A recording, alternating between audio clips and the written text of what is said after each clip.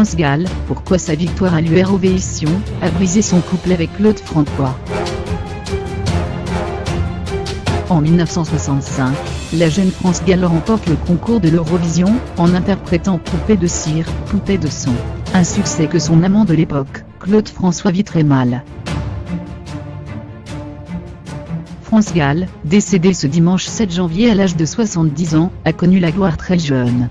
L'un des succès qui contribue à lancer sa carrière dans les années 1960, c'est sa victoire inattendue au concours de l'Eurovision, en mars 1965. Elle n'a alors que 18 ans, et interprète un titre que Serge Gainsbourg a écrit pour elle, Poupée de cire, Poupée de son. De cette soirée mémorable, la chanteuse garde pourtant un souvenir amer. À l'époque, la jolie blonde entretient une liaison passionnelle avec Claude François. Mais ce dernier, obnubilé par le succès, refuse que la carrière de ses amantes fasse de l'ombre à la sienne. Alors quand la jeune France Gall, étourdie par sa victoire, téléphone à l'homme qu'elle aime depuis les coulisses du concours pour savourer avec lui, il lui lâche un dramatique « Tu as gagné mais tu m'as perdu ».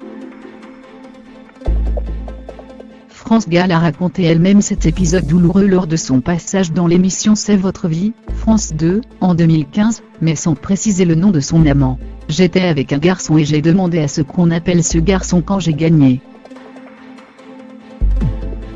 Et ce garçon, juste avant que je monte sur scène, pour aller rechanter ma chanson, il me dit « Je te quitte ». Donc moi qui étais très amoureuse, je pleure. Et on me pousse sur scène et on voit que j'ai plein de larmes, mais ça n'a rien à voir avec le fait que j'ai gagné, s'est-elle remémorée. C'est finalement les yeux rougis par les pleurs que la jeune France Gall posera pour les photographes, sa médaille à la main. Tout le monde interprète alors ces larmes comme des larmes de joie. Mais pour elle, ce soir de mars 1965, restera à jamais un drame absolu.